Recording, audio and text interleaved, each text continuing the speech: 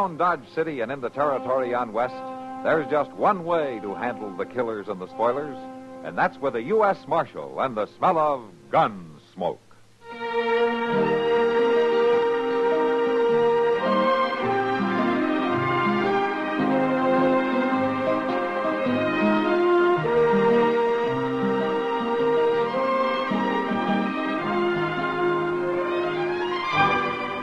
Gunsmoke, starring William Conrad, the story of the violence that moved west with young America, and the story of a man who moved with it.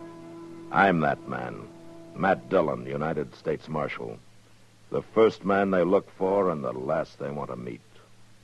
It's a chancy job, and it makes a man watchful and a little lonely.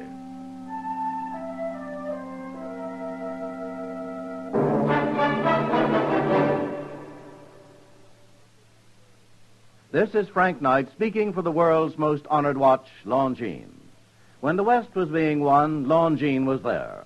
Old records show sales of Longines watches in the silver mining towns of Colorado and Nevada, the gold mining areas of California.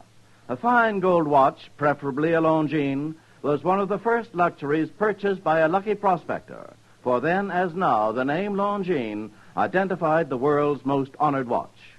Longines watches won their first World's Fair grand prize in 1878, won grand prizes in Paris, Brussels, Philadelphia, and at many other places. Right now, Longines watches are winning comparable successes in the accuracy competitions in European national observatories. Today, you needn't make a gold strike to own a Longines. Many beautiful models for ladies and gentlemen are priced as low as $75. Visit your authorized Longines Whitney jeweler. He will be honored to serve you.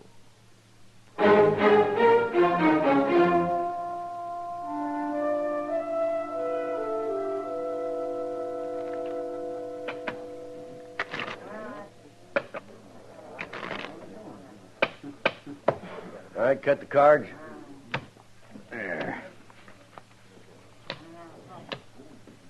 All right, get it up, young fella. Get your money on a table. Look, mister, You're holding up that game. You want cards or don't you? Yes, I want them. Well, let's see your money. Well, there. Hey, what's that thing? It's a solid gold fob. Yeah, don't look like much to me. What do you think, Joe? Let me see it. I don't know, Stoll. Don't seem like a young drifter like him would have no gold. It's gold, all right. Why don't you ask somebody who knows? This ain't no assay office. Go on, kid. You get some money, we'll deal you a hand. Now, wait a minute. Ask her. Kitty? Well, she'd know. Ask her. I guess she'd know about gold, all right. Hey, Kitty, come here a minute, will you? Sure, Stoll. What's on your mind? Hey, look at this thing, will you, Kitty? It's a watch fob. Yeah, but, is it gold? Feels like gold to me. Who says it isn't? What'd I tell you? Shut up. The kid wants to use it for a poker stick, Kitty. Just wanted to be sure it was worth something. Well, it's probably worth too much to be lost in a poker game. There, I told you. Come on, Stoll. Deal up the cards. Yeah, I'm gonna. I'm beginning to feel lucky all at once.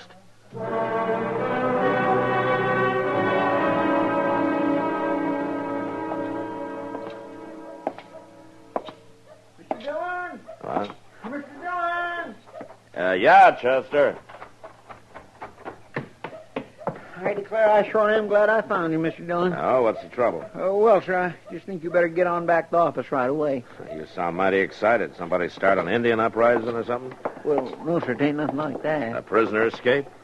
No, it ain't that neither. Well, you are going to tell me what it is. Yes, sir.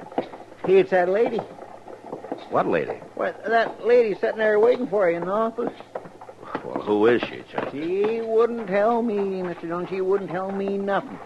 She's just sitting there fanning herself straight as a ramrod, claiming she wants to see the marshal and where is he at and why ain't he tend to his office. And All right, Chester. I'll see to it. How are we going to handle her? I'll handle it, Chester. Well, yes, sir, I know, but how? Well, the first thing is you're going to go for the mail. For the... Again? That's right. I already got it, Mr. Dillon. I brung it early this morning. Don't you remember that? Well, you never know, Chester. They might have forgot to give you some of it. Go Why, on. they ain't been but 2 circlers this Go whole- on, Chester. No. Yes, sir. I'll be back directly.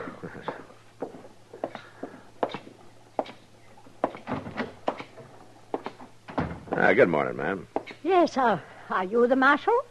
Yes, ma'am. Matt Dillon. What can I do for you? Well, for one thing, young man, you can be here when you're needed. I do not think this is the proper way to run a United States Marshal's office, even in this forsaken country. Well, even United States Marshals have to eat sometimes, ma'am. That's so. Yes, now, do you know who I am? No, ma'am, I don't. Is there any reason why I should? Most people do.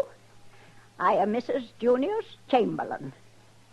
My husband was the late Senator Chamberlain. Well, I'm glad to meet you, Miss Chamberlain. I require your assistance. Oh, how's that? I have come to Dodge City in search of my grandson. I want you to find him. Well, maybe you better tell me a little more about it, Miss Chamberlain. Has he done anything? Done anything? What do you mean, has he done anything? I mean, is he wanted? Why, of course he's wanted. That's what I'm telling you. I want him to come home and forget this nonsense about the West. He is wanted back at Yale College, where he belongs. Oh, I guess we're talking about different things, ma'am. What I want to know is, has he broken the law? Certainly not. Chamberlains don't break the law, Marshal Dillon. And Junius is a Chamberlain. Junius Chamberlain III. I don't think you need a U.S. Marshal, ma'am. What do you mean? Well, if your grandson hasn't broken the law... You often find people, do you not? Yes, ma'am, I You do. have but- men and horses at your disposal. You have the authority to organize a search party. Oh, I have the authority, all Well, I right. want you to use it. I want you to organize a search at once. Miss Chamberlain... I want you to find my grandson. I see no need to say more. Well, there's a need for me to say more. I can't organize the kind of a search that you're talking about. Why not? You are the marshal, are you not? I'm the marshal, all right, ma'am, and you may find it hard to believe, but my job has a lot more to it than riding off after a boy wanted by Yale College. Why, how dare you? Now, the marshal's office can't close down to look for ever stray, Miss Chamberlain. I have great influence in Washington. Well, it's too bad, ma'am, that you don't have more influence with your grandson. You refuse to help me, then? I'll keep an eye out for him, and I'll let you know if I hear anything about him, but that's about the best I can do. I believe I have a right to expect more, Marshal Dillon. I'm sorry, Miss Chamberlain. I wouldn't worry too much. He'll probably turn up in Dodge one of these days, and I'll see if I can't send him home to you. That won't be necessary, Marshal. I intend to stay here until I find him. And I'll take him home myself.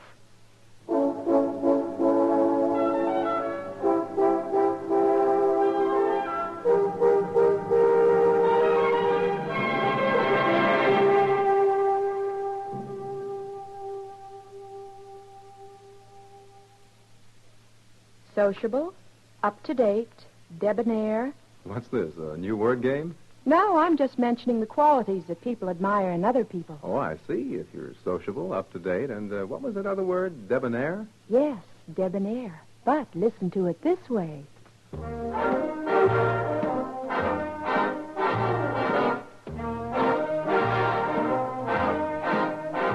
Be sociable, look smart, keep up to date with Pepsi, drink light, refreshing Pepsi, stay young and fair and debonair, be sociable, have a Pepsi.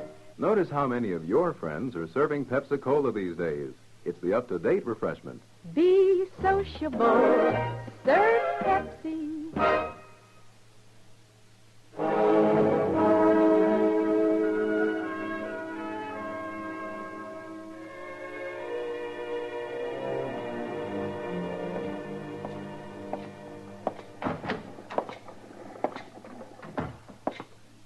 Hello, Ma. Hi, Kitty. Sit down. We ordered a steak for you. Oh, thanks. You better not think it's none that gets here, Mr. John. They sure have been offering some terrible stringy steak around this place. Oh, I don't think you'll be too particular about the food, Chester. Just so he gets a chance to eat in peace. From what I hear, he's lucky to sneak in here without being caught by that woman who's causing him so much trouble. You two think it's all pretty funny, don't you? Well, now, Matt, there's two ways of looking at it. Uh-huh. You take Mrs. Chamberlain now. I've never met her, but I hear she's a strong, good woman doing what she thinks is right. All over town. Well, you'll have to admit, Matt, the picture of an old lady going around like a Pinkerton man's pretty funny. Yeah. Well, I'll feel more like laughing after she moves on out of Dodge. I'll bet you will. Some of the men down at the Long Branch say she's not being too complimentary to you. Kind of talks as though she's doing your job for you, looking for that boy. Yeah, well... Mr. Dillon, there's one thing about this all that I just don't understand. But you are laughing, though, aren't you, Chester? Well, yes, sir, I was laughing all right, but... But what? Well, it's just that I never heard of this place that feller escaped from. What place? What are you talking about? Why, that Yale, the place that lady says he broke loose from. What is that place, Mr. Dillon? Some kind of a stockade or such like? Well, it'd seem like a stockade to you, Chester. Now, will you go ahead and eat and let Miss Chamberlain do the worrying about Yale?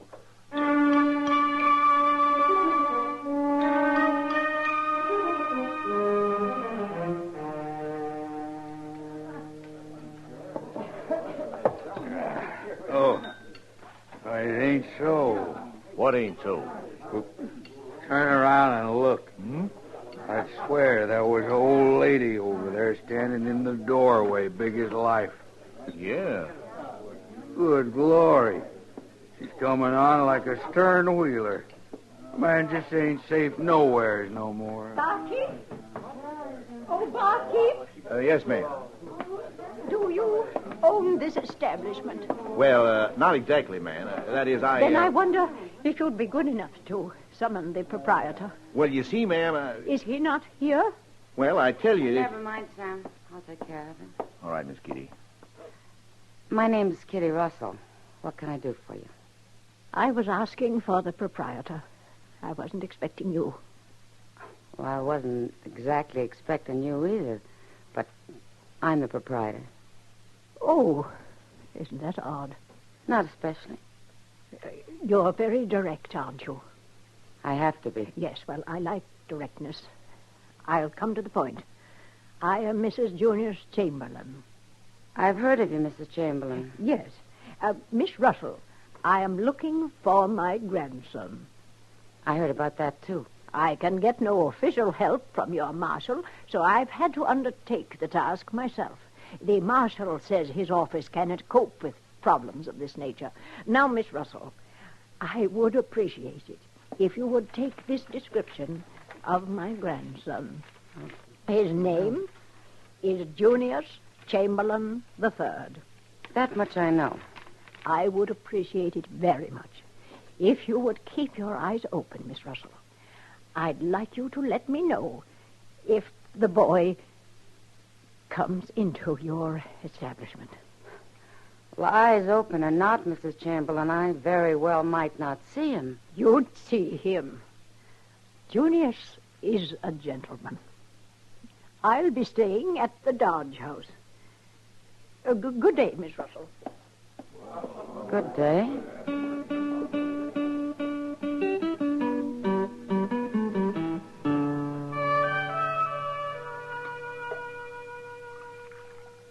You want some more coffee, Kitty? Yeah, thanks. Well, go on. What did she say then? Well, nothing. She just swept out, proud as you please, as though she'd been in the governor's mansion instead of a saloon. I tell you, Matt, she had me kind of flabbergasted. Yeah, well, you've got a lot of company. Matt, I'm not sure, of course, but I think I did see her grandson. Oh? When was this?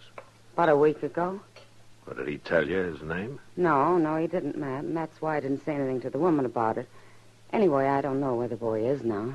Well, what makes you think it was young Chamberlain? You remember me telling you about Lou Stoll calling me over to a poker game to tell him whether a watch fob was pure gold or not? Yeah. You told him you thought it was. Well, since I saw Mrs. Chamberlain, I haven't been able to get that watch fob out of my mind. Well, why is that?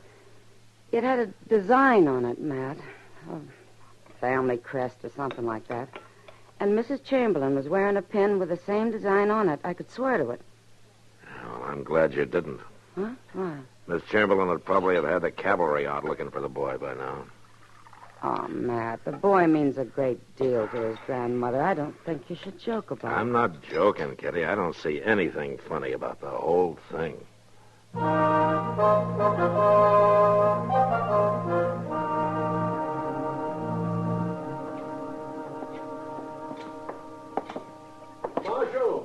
Marshal Dillon! I don't know what in the world got into Mr. Botkin. I don't know, but he seems mighty upset about something. Yeah, maybe his bank got robbed or something. Marshal, you've got to come quick. What is it, Mr. Botkin? What's wrong? I just got robbed is what's wrong. What? One of the men got hit. He's lying there in the street. Come on, Chester. Who shot him? I did. I had to shoot him. There were two of them. They were holding up the bank. Oh, where's the other one? He got away. Rode right out of town. All right, will you stand aside, please? Please, will you stand aside? Let me in, please. Will you let me in there? Looks like he's hurt bad, Mr. Dillon. Yeah. That's what happened now. Like I say, there were two of them. Came into the bank. Guns drawn. Demanded the money. I shot at them. I don't think I hit the other one. You sure didn't miss this one. You mean he's dead? No, not yet. You know who he is? No, Marshal. I never saw him before. You recognize him, Chester? No, sir, I don't. There's one peculiar thing, though, Mr. Dillon. Oh, what's that? Oh, look at there. Hanging from his gun belt. Huh? Oh, yeah. I've never seen no gunman wearing a watch fob there before, have you? He may not be an ordinary gunman, Chester. Now, come on, let's get him up to dock.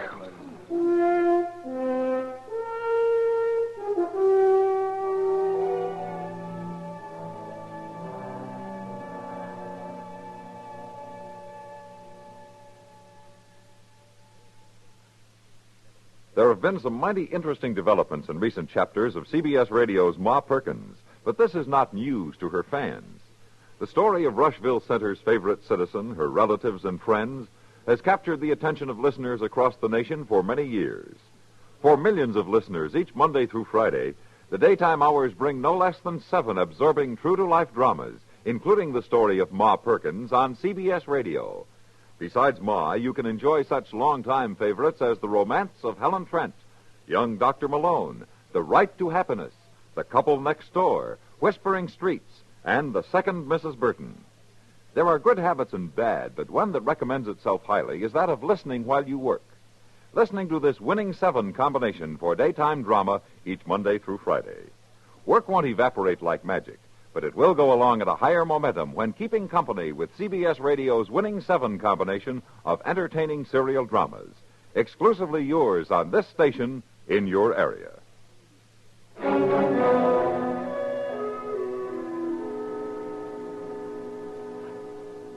Does Doc reckon he'll make it, Mr. Dillon?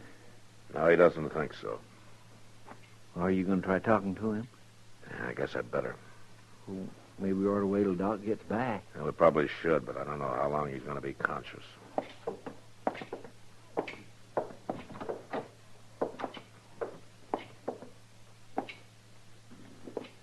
Chamberlain? Chamberlain, can you hear me? What? I'm Marshal Dillon. I'd like to ask you a couple of questions. What did you call me? Chamberlain. Isn't that your name? I ain't got nothing to do with that name, Marshal. There's no need to hide anything now. I may be dying, but I ain't afeared. Anybody by the name of Chamberlain, he's afeared.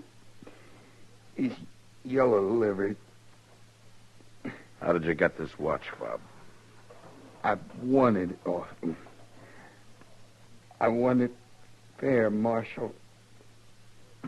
And I wore it for luck. He run off and let me get shot. Some luck. You mean Chamberlain was with you in the bank? Yeah, he was with me. He wouldn't stand and fight. He ran. Just tell me one thing. Where did Chamberlain go? The old Boone place. That's where we hid out. You get him, Marshal. Get him from me. Yeah. I'll be getting him for a lot of people.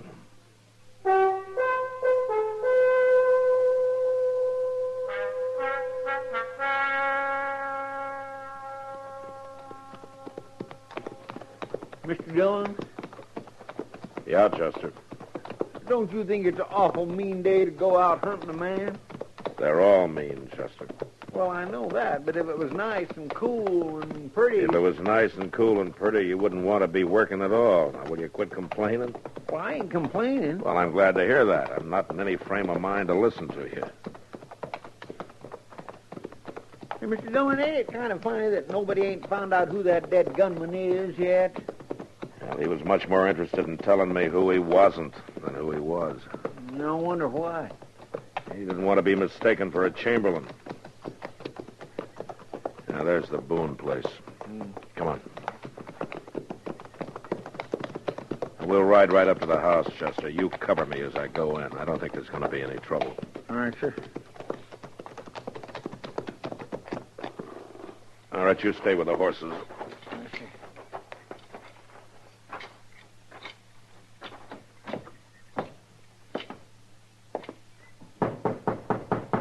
Chamberlain. It's Matt Dillon. Come on out. Come on out. Or I'll come in after you right now. Don't shoot, Marshal. Don't shoot. All right, come on out then.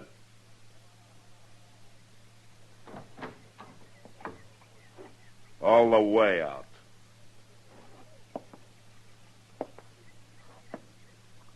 I don't know what you want me for, Marshal. Where's your gun? I don't wear a gun, Marshal. You were wearing one in the bank this morning. But I didn't use it, Marshal. I didn't use it. I didn't steal anything. I didn't hurt anybody. I just rode right out of town. Well, now you can ride right back in again. But you haven't any right to do this to me, Marshal. I didn't do anything. That's just what your partner said. Now, come on, Chamberlain. Get on your horse.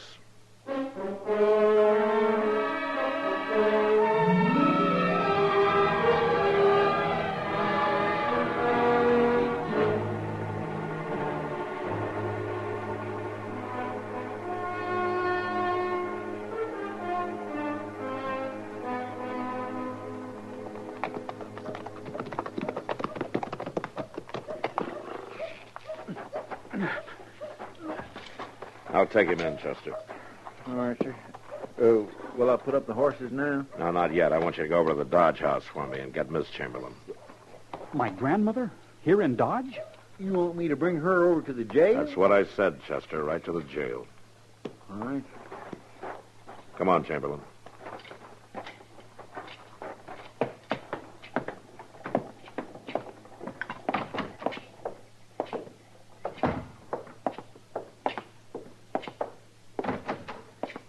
My grandmother's a determined woman.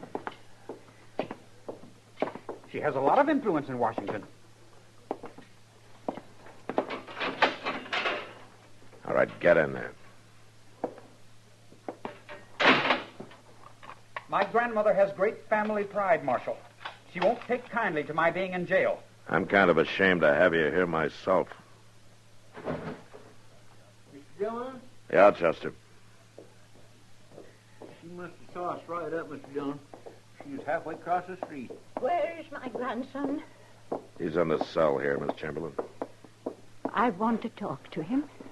All right, ma'am. I told him you wouldn't let me stay in jail. Well, Junius, I must say I would rather have found you in different surroundings. I know. It's the way they do things out here. Back home, they would never have locked up a Chamberlain. I hope not, Junius. Well, go ahead, Grandmother. Tell him about us. I want to know some things about you, Junius. We can talk later. Get him to let me out first. Is it true, Junius, that you participated in the hold-up of the bank this morning? I didn't do anything, Grandmother. I swear it. Were you there? Well, yes, I was there, but I didn't do anything. I didn't take anything. I didn't shoot anybody. But you threatened to. It was just a prank. Nothing more than a prank. And when there was trouble, you turned and ran. Why, of course I ran. I didn't want to get involved. And you left your partner in crime to bleed and die alone. But I was thinking of the family. I was thinking of the Chamberlain name. The Chamberlain name has never been worn by cowards, Junius. But, Grandmother... Right or wrong, we don't run. Marshal Dillon? Yes, ma'am. Could your man help me back to the hotel? I'm a little tired. I'll go with you, Miss Chamberlain. You can't leave me here. You've got to help me. I can't help you, Junius. I pray it's not too late for you to help yourself. Marshal Dillon? Right away, ma'am. Here, take my arm.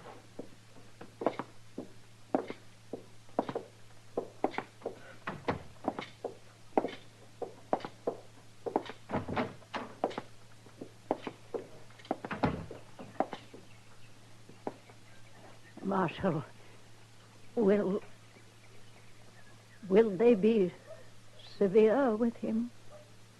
Well, he'll have a sentence to serve, ma'am.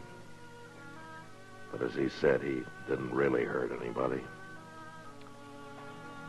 Except you.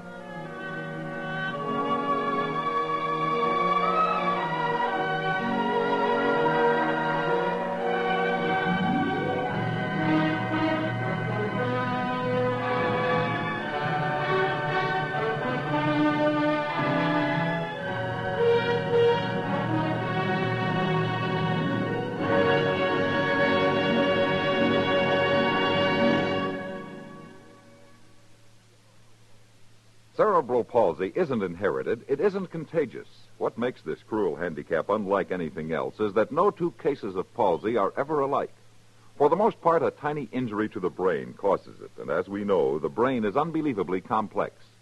There's every reason to believe that a cure for cerebral palsy will be found, but it will take time spent in research. You can shorten this time by contributing your support to a concentrated medical research program. Somewhere in America, cerebral palsy strikes some child every 53 minutes every day of the year. It can happen in any family to anyone.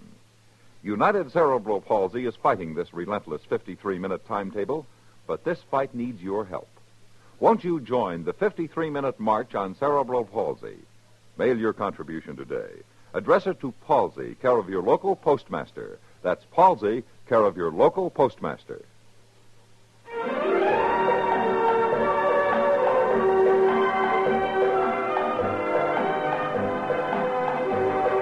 Gunsmoke, produced and directed by Norman Macdonnell, stars William Conrad as Matt Dillon, U.S. Marshal. The story was specially written for Gunsmoke by Marion Clark, with editorial supervision by John Meston. Featured in the cast were Jeanette Nolan, Sam Edwards, Joseph Kearns, Vic Perrin, and Jess Kirkpatrick. Parley Baer is Chester, and Georgia Ellis